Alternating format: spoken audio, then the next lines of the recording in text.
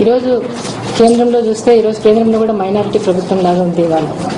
ఇవాళ 2G scam అయితేనేమి, మరి కోల్ స్కామ్ అయితేనేమి, ఈ స్కామ్లుగా ఈ అన్నిట్లో కూడా సిబిఐని పెట్టుకొని సిబిఐ బూచిలాగా చూపిస్తూ ఈరోజు ప్రభుత్వం నడుచుకునే పరిస్థితి ఈ కేంద్ర ప్రభుత్వంలో ఉంది.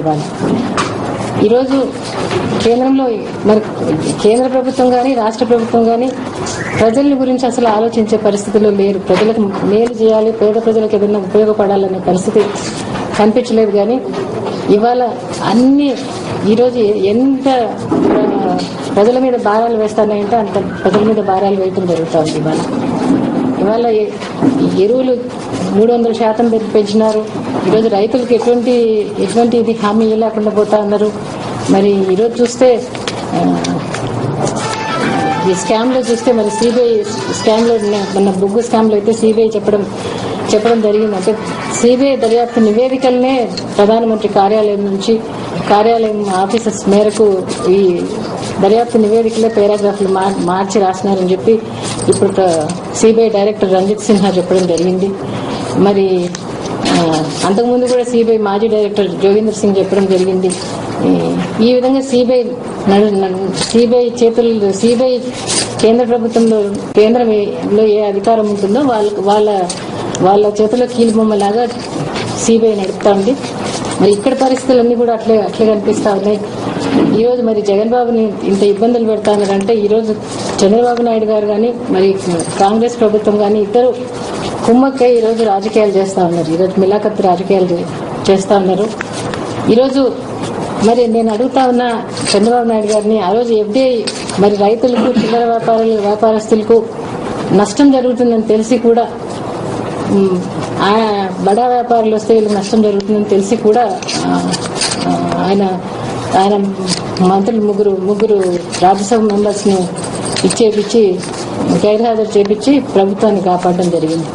ఇక్కడ కూడా అదే విధంగా మళ్ళీ నేను అవిశ్వాసం పెట్టడంలో మొదటిసారి అవిశ్వాసం పెట్టినప్పుడు ఎప్పుడు మొదలైందంటే ఇది రాజశేఖర రెడ్డి గారు మన మధ్య నుంచి వెళ్ళిపోయిన తర్వాత, జగన్ బాబు కాంగ్రెస్ పార్టీ వదిలి వచ్చిన తర్వాత ఇంకా వాళ్లకు రెండు పార్టీలకు ఈ పుట్టగతులు ఉండవని చెప్పి రెండు కుమ్మకై రాజకీయాలు నడుపుతా ఉన్నాయి. కడప ఎలక్షన్ దగ్గర నుంచి శంకర్రావుతో కలిసి ఎర్రన్నాయుడిని పెట్టి సేమ్ పేపర్స్ అసలు మకీకి అన్నట్టుగా కోర్టులో వేసిన పేపర్స్ అయితే ఒకరి పేపర్లు ఒకరు పంచుకోవడం జరిగింది.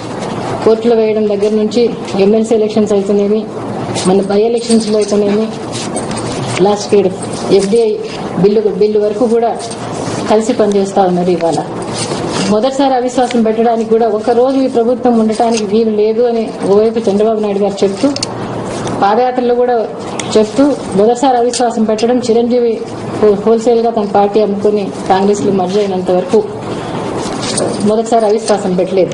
అది కూడా వైఎస్ఆర్సీపీని దెబ్బతీసేదానికోసమని అవిశ్వాసం పెట్టడం జరిగింది. అప్పటికి మైనారిటీలు పడిపోయింది గవర్నమెంట్. ఇక్కడ ఈ ప్రభుత్వం కూడా మైనారిటీలు పడిపోయింది. 294కు 148 ఉండాల్సి ఉంటే 146 మెంబర్స్ తో ఈరోజు నడుస్తా ఉంది ప్రభుత్వం. అంటే ఎప్పుడైనా కూడా ప్రభుత్వానికి ప్రధాన ప్రతిపక్షం ఎప్పుడు చెక్ గా ఉంటుంది. చెక్ గా ఉన్నప్పుడే ప్రభుత్వం సరిగా పరిపాలన చేయగలుగుతా ఉంటుంది.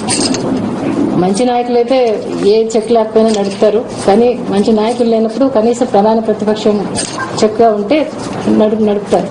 అటువంటిది మరి ఈ రోజు మరి మైనారిటీలో ఉండి కూడా ఈ రోజు కరెంటు 34,000 కోట్ల రూపాయల ప్రజల మీద భారం వేయడం అయితేనేమి, అనేక రకమైన పనులు ఈరోజు రాజశేఖర రెడ్డి గారు పరిపాలించిన 5 సంవత్సరాల కాలంలో ఏ ఒక్కటి పెంచలేదు. కరెంటు బిల్లులు పెంచలేదు, ఆర్టీసీ బిల్లులు ఛార్జెస్ పెంచలేదు.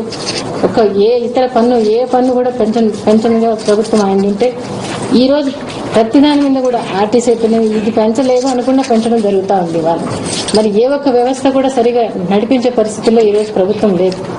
మరి రెండోసారి అవిశ్వాసం పెట్టినప్పుడు కనీసం విపక్షాలన్నీ అవిశ్వాసం పెట్టాయి. ప్రజల మీద భారం పడతా ఉంది ప్రజల కోసం అని చెప్పి ఆ రోజు చంద్రబాబు నాయుడు గారు ఆ రోజు అదే పనిగా అంటే విప్పు జారీ చేసి తన ఎమ్మెల్యేలను పెట్టి ప్రభుత్వం కాపాడటం జరిగింది. ఇవన్నీ కూడా ఎందుకు జరుగుతున్నాయి? మైనారిటీలో ఉండే ప్రభుత్వాన్ని కాపాడితే ఎందుకు జరుగుతుంది అంటే చంద్రబాబు నాయుడు గారికి ఒకటే, ఈ రోజు ఆయన ఉన్నప్పుడు అన్ని ఏ దాని మీద విచారణ జరిపించుకోలేదు. ఏలేరు కుంభకోణం దగ్గర నుంచి మద్యం కుంభకోణం అయితేనేమి, నీరు పథకం అయితేనేమి, పనికి ఆహార పథకం అయితేనేమి, నకిలీ స్టాంపుల కుంభకోణాలు అయితేనేమి, ఇవన్నిటి మీద కూడా దేని మీద కూడా విచారణ జరిపించుకోలేదు.